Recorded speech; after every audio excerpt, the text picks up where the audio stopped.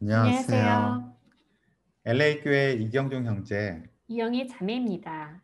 오늘 복음 진리 집회에 오신 모든 분들을 영안에서 환영합니다. 오늘도 새로운 찬송가 메시지 그리고 간증이 준비되어 있습니다. 집회를 더 풍성히 누리기 원하신다면 찬송이 나올 때 찬송을 따라 불러보시고 또 형제님이 메시지를 전하실 때 마음을 열어서 들어보시기 바랍니다. 그러면 분명히 여러분에게 유익이 있을 것입니다. 집회를 위해서 다 같이 기도하겠습니다. 주님, 오늘도 새로운 시작을 주셔서 감사합니다. 지금 이 시간 우리 모습 그대로 당신께 나아갑니다. 이 복음 집회를 통해서 우리 각 사람을 향한 당신의 뜻이 무엇인지 더 분명히 보여주소서. 다만 우리의 길을 열고 우리의 마음을 열고 우리의 영을 열어서 당신의 말씀을 듣고 당신을 더 받아들이기 원합니다. 은혜이신 당신을 더 누리게 하소서. 예수님의 이름으로 기도합니다. 아멘. 아멘.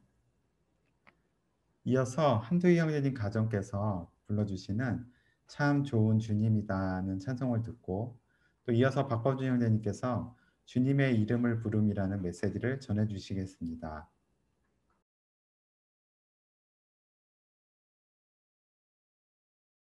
안녕하세요. LA 교회의 한도희 형제입니다. 먼저 저희 가족을 소개해 드리겠습니다. 저희 자매 한진이 자매, 그리고 저희 두 자녀 르베카 한, 에녹 한입니다. 오늘 저희 가정이 함께 부를 찬송은요, 정말 좋은 주님이다 입니다. 창세기 4장 26절을 보시면 에노스라는 이름이 나오는데요. 인간의 3대째 내려가서 사람들은 자신들이 얼마나 연약하고 부서지기 쉬운 그런 존재인지를 깨닫게 됩니다. 그때부터 여호와의 이름을 불렀더라 라고 이렇게 말씀을 하고 계십니다.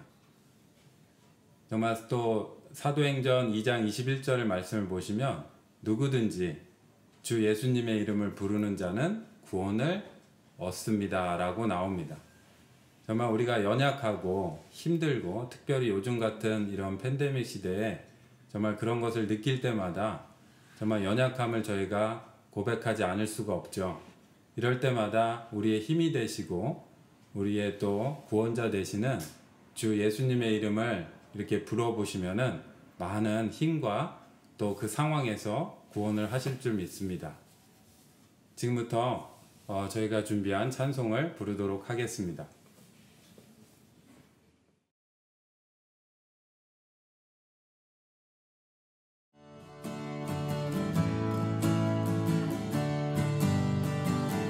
정말 좋은 주님이다.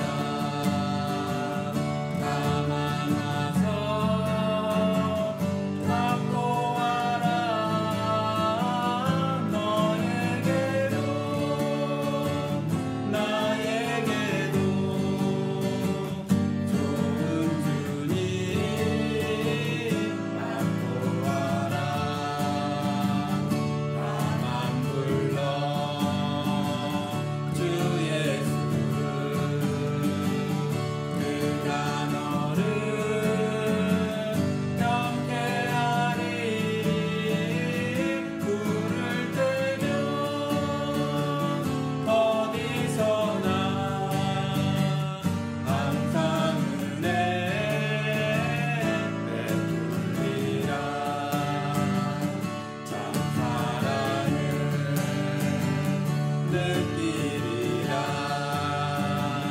내 마음속 깊이 깊이 하나님의 하늘음을 참 사랑을 발견하리.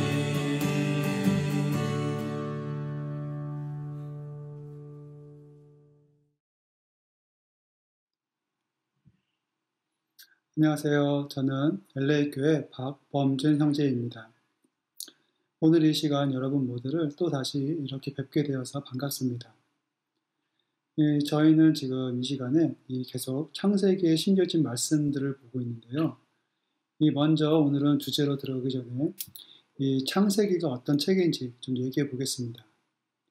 사실 우리는 이 성경에 대해 전체를 잘 모르더라도 이 창세기의 말씀과 그 안에 담겨져 있는 의미에 대해 어느 정도 알게 되면 이 성경 전체의 자세한 내용은 아닐지라도 이 성경에서 가장 중요한 내용, 즉 하나님께서 사람을 향하여 이 가지신 그분의 의도, 이 그분의 목적은 알게 될 수 있습니다. 아마 이 성경을 잘 모르시는 분들도 대부분은 이 창세기가 이 성경의 맨 첫 부분에 있는 책이라는 건 아실 겁니다. 그리고 창세기에서 이 하나님이 하신 일들, 이 천지를 창조하시고 식물과 동물과 사람을 만드신 것들, 또 아담과 이브의 이야기들, 이런 것들에 대해서는 알고 계실 겁니다. 하지만 이 창세기는 단지 그런 역사적인 일들에 대해서만 서술한 책이 아니고 그 모든 일들 안에 이 하나님께서 사람을 향한 그분의 원하심과 그분의 의도가 심겨져 있는 책입니다. 이 지난 5번의 집회를 통하여 우리는 이 창세기 1장부터 이 4장의 초반 부분에까지 심겨진 말씀들을 보았습니다. 이제 오늘은 이 창세기 4장의 끝부분으로 더 전진하여 이 안에 또 다른 이 심겨진 말씀이 이 성경 전체로 어떻게 발전하는지, 그리고 이 하나님은 이 창세기 4장에 있는 말씀을 통하여 우리에게 무엇을 보여주기 원하시고 우리가 무엇을 어떻게 하기를 원하시는지를 함께 보겠습니다. 먼저 오늘의 주제를 보겠습니다. 오늘의 주제는 주님의 이름을 부름입니다. 아마 어떤 분은 창세기 어느 부분에 이 주님의 이름을 부르는 것에 대한 말씀이 있는지 좀 의아해 하실 수도 있을 텐데요. 사실 이 부분은 이 창세기에서 잘 주의 깊게 보지 않으면 그냥 쉽게 지나칠 수 있습니다. 또한 실제로 많은 사람들이 그냥 지나치기도 했습니다. 하지만 이 창세기 4장의 이 마지막 부분에는 아주 중요한 말씀이 심겨져 있는데요. 저는 오늘 이곳에 심겨진 씨가 어떻게 자라서 우리에게 어떻게 적용되는지 그것을 알려드리겠습니다.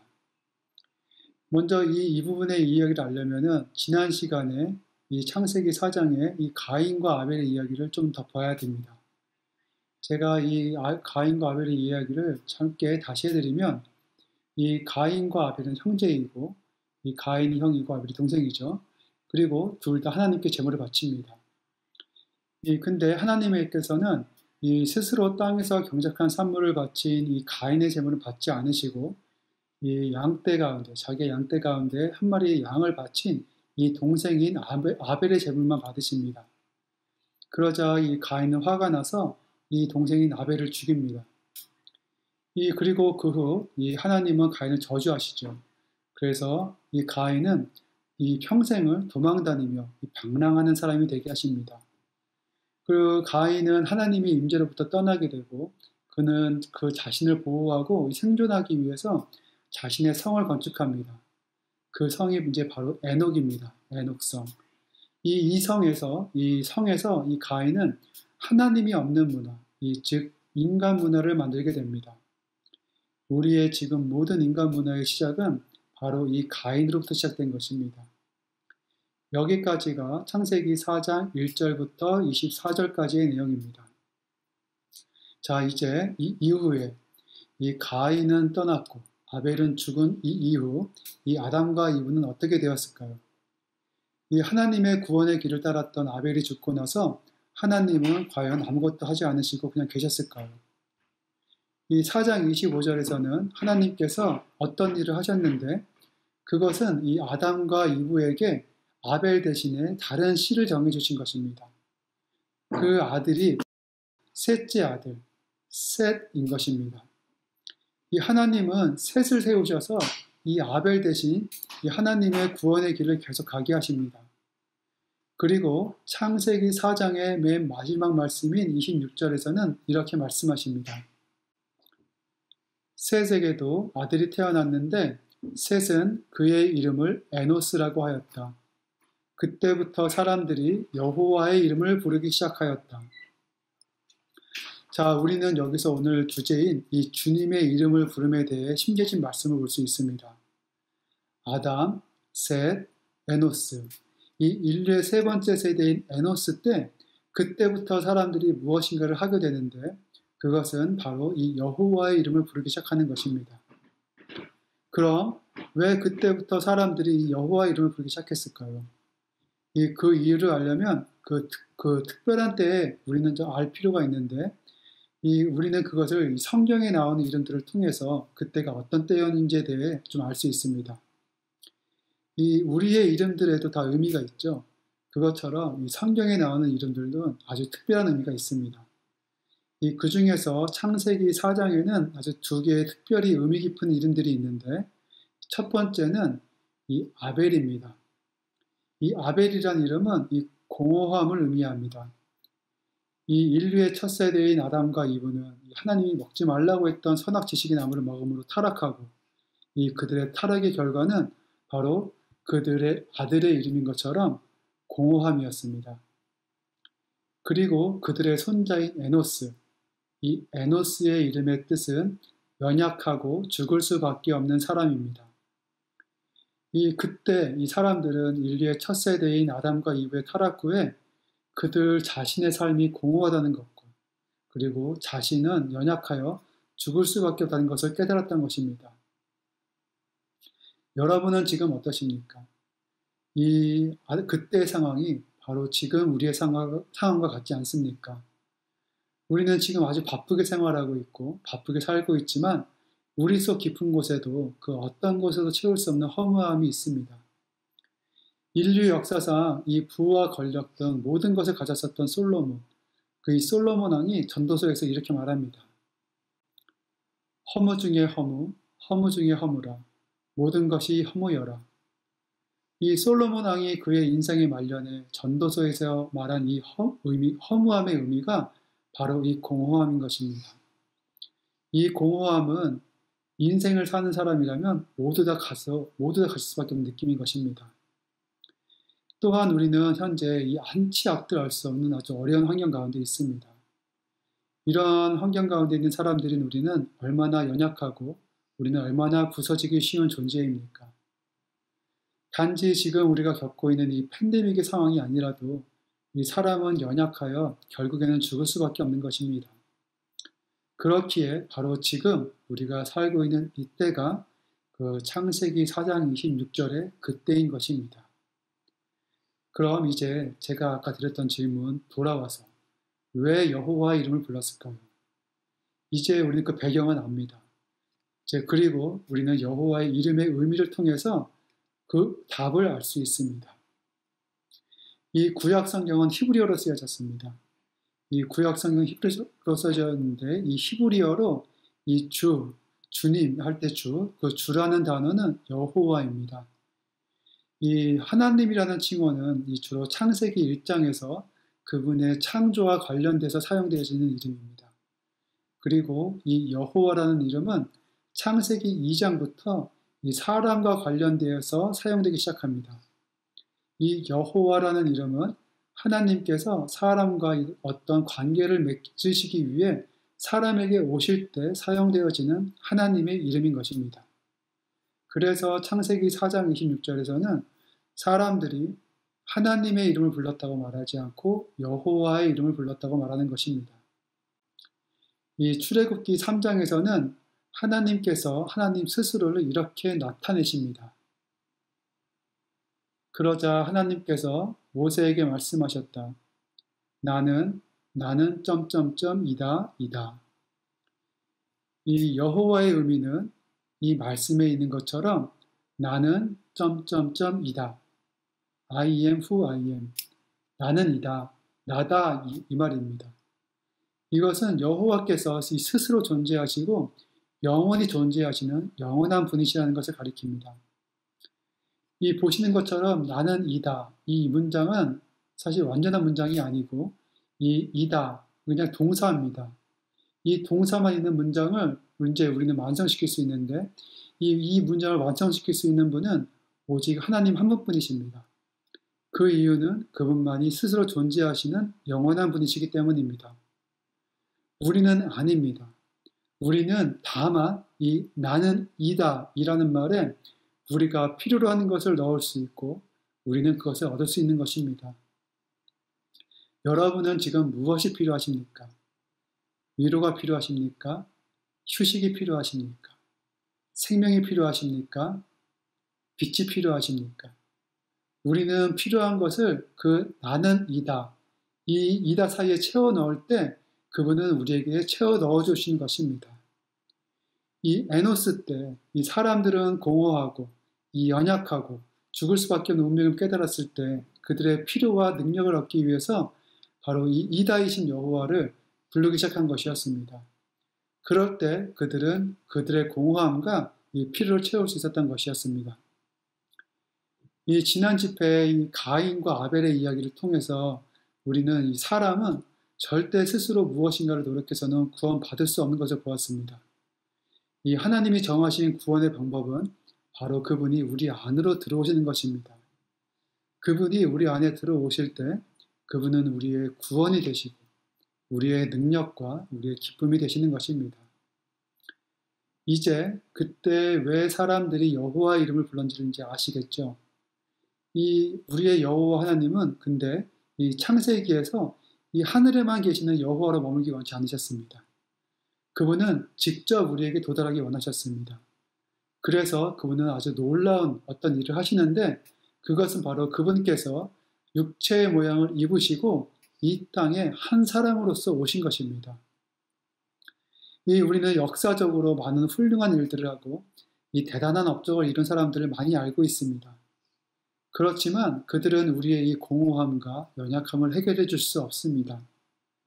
오직 이 놀라우신 한 사람이신 육체를 입으신 이 나는 이다이신 분만이 우리의 공허함과 연약함을 해결해 주고 우리의 필요를 채울 수 있는 것입니다. 이 신약으로 와서 요한복음 14장에서 이 놀라우신 분은 자신 스스로를 이렇게 말씀하십니다. 예수님께서 그에게 말씀하셨다. 내가 곧 길이요, 실제요, 생명이니 나를 통하지 않고서는 아무도 아버지께로 가지 못합니다. 여러분, 이 얼마나 놀라운 말씀입니까? 이 놀라우신 사람인 예수님은 우리가 그분을 통하지 않고서는 아무도 하나님께로 갈 수 없다고 말씀하시고 사람들은 공허하기 때문에 무엇으로도 계속 채우려고 하지만 여전히 채우지 못하고 있지만 그분 자신은 실제라고 하십니다. 그리고 또한 그분 자신은 생명이라고 하십니다. 이 온 우주에 누가 감히 자신이 생명이라고 할 수 있겠습니까? 여기서 그분이 말씀하시는 이 생명은 이 우리의 육체의 생명을 말씀하시는 것이 아니고 신성한 이 창조되지 않은 영원한 생명, 바로 실제가 가득한 생명을 말씀하시는 것입니다. 이 우리의 육체의 생명은 실제가 아닙니다. 이 우리 육체의 생명은 죽으면 없어지지만 이 그분의 이 생명은 아주 영원한 생명인 것입니다. 저는 이 말씀을 준비하면서 이 요한복음의 구절을 굉장히 많이 누렸습니다. 그분만이 하나님께 갈 수 있는 길이고 그분만이 실제이시고 그분만이 생명이신 것입니다. 이 공허함이 없는 실제이신 분, 이 영원한 생명을 가지신 이 놀라우신 분이 이제 육체를 입고 이 땅에 오셔서 실제가 가득한 인간 생활을 사시고 그분 스스로 십자가로 가신 것입니다. 그분이 왜 십자가로 가셨냐면 그분은 이 세상의 모든 죄를 없애시기 위해 십자가로 가신 것입니다. 그분은 이 십자가에서 한 번의 죽으심으로 인해 이 온 인류의 모든 죄들을 다 없애셨습니다. 저의 죄도 없으셨고 여러분의 죄도 없으셨습니다. 또한 그분은 우리의 죄들을 없애셨을 뿐만 아니라 그분의 생명을 이 사람들에게 해방하기 위해 십자가로 가신 것입니다.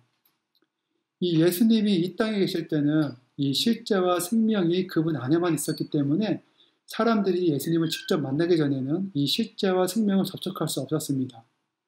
하지만 그분이 십자가에서 죽고 부활하신 후 이 실제와 생명은 모든 사람들에게 해방될 수 있었던 것입니다. 그분은 부활 후에 이 생명 주시는 영이 되셨는데 이 생명은 이제 다만 그분 안에만 있는 것이 아니고 우리 모두에게도 전달될 수 있게 된 것입니다. 주님이 죽고 부활하시고 생명 주신 영이 되신 후에 이제 그분의 제자들은 사람들에게 그분에 대해 이제 말을 합니다. 그때 제자들은 사람들에게 무엇이라고 말했냐면 이런 일은 해야 된다. 저런 일은 하면 안 된다. 사람들에게 친절하고 좋은 일을 해야 한다. 이런 말 하지 않았습니다. 이런 말들은 이 공자나 맹자 같은 사람들도 다 한 말입니다.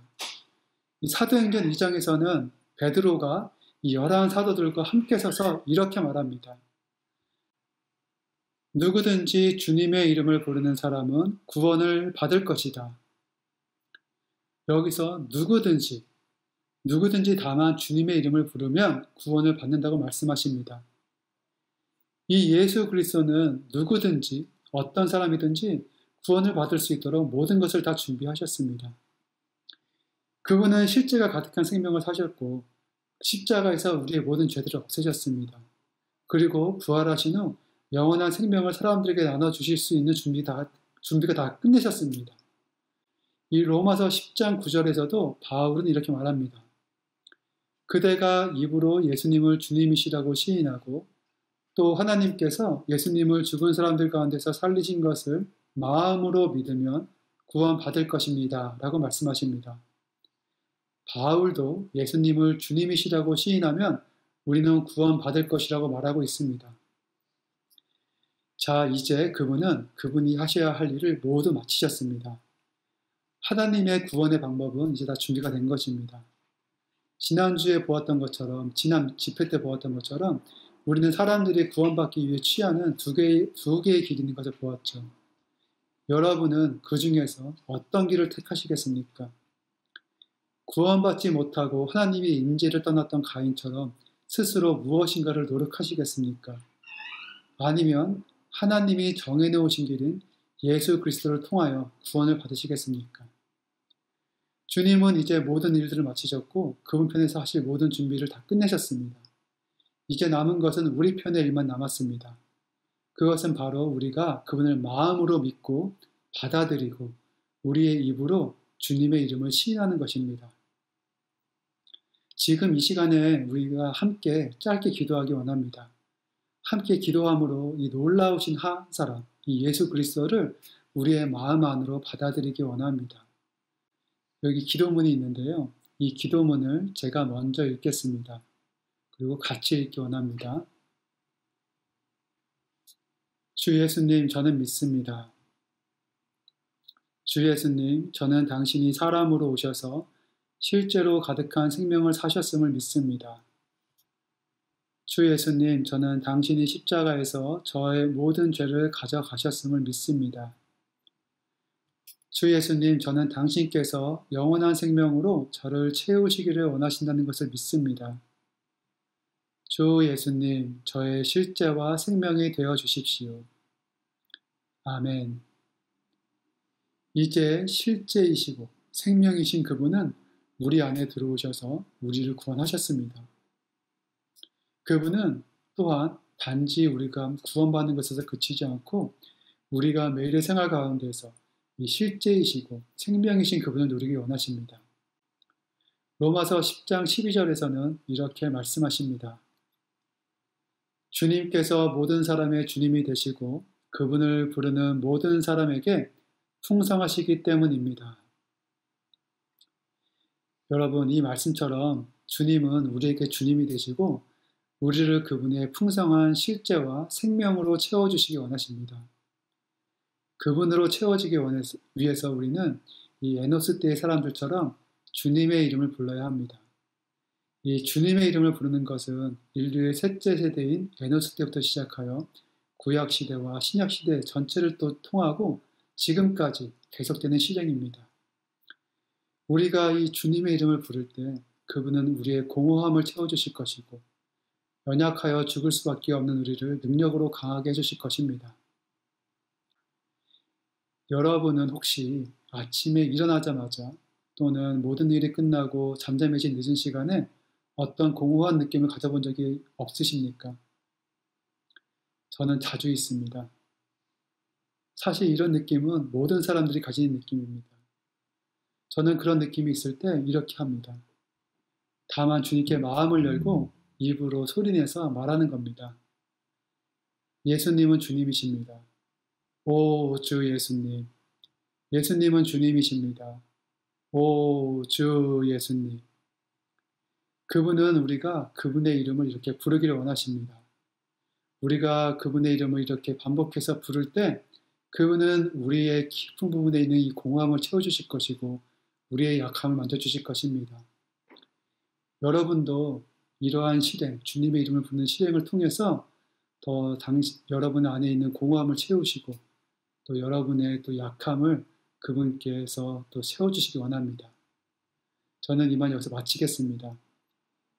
이제 김대섭 형제님께서 간증으로 계속해 주시겠습니다. 감사합니다.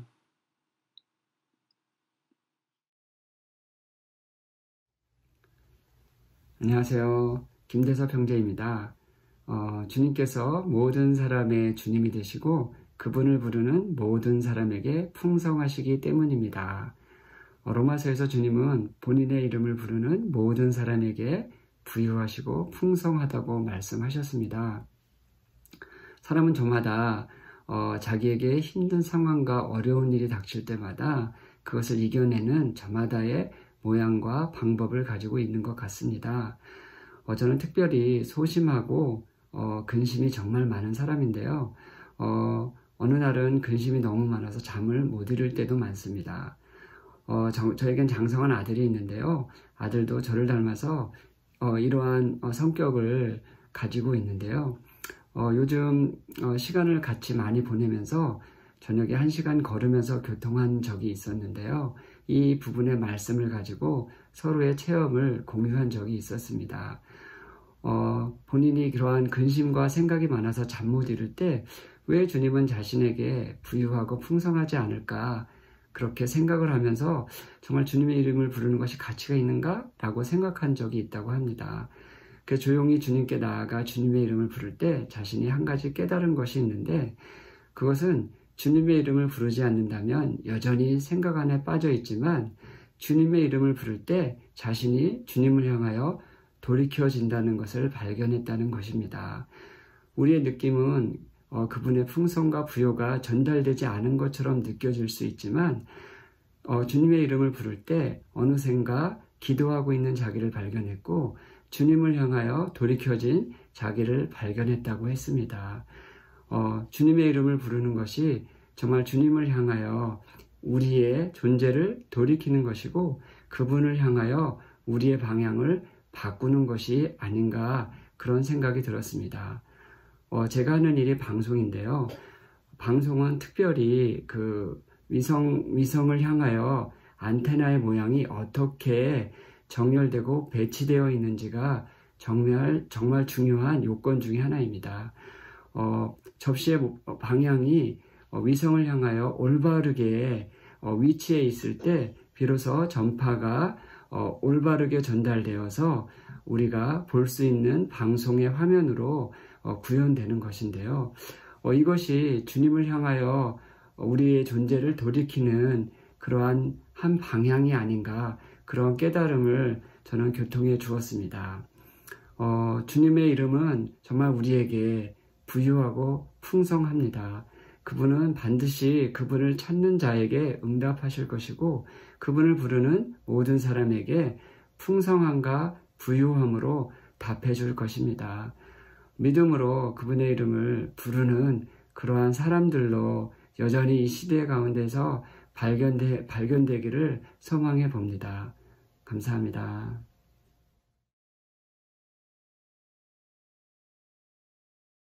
아멘. 형제님들의 말씀과 간증 감사합니다. 주님의 이름을 부르는 것에 대해서 잘 알게 되셨나요? 우리가 호흡에 대한 것을 지식으로 알아도 실제로 우리가 숨을 들이쉬고 내쉬어야 우리의 생명이 유지될 수 있는 것처럼 주 예수님 이렇게 실제로 부를 때 나는 이다이신 분이 우리의 필요를 채우실 뿐만 아니라 또 우리에게 생명이 되셔서 우리를 그분과 똑같이 만드시고 우리를 구원하십니다. 한번 주님의 이름을 불러보시고 그 실제를 체험하는 한 주가 되시기 바랍니다. 이 복음 집회는 매 주일마다 오전 11시부터 11시 30분까지 줌을 통해 열리고 있습니다. 오늘 영상은 유튜브와 싱투임에서 다시 보실 수 있습니다. 다음 주에도 많은 분들이 오셔서 복음의 말씀을 들을 수 있기를 원합니다. 준비된 차례는 여기까지입니다. 다음 시간에 또 만나요.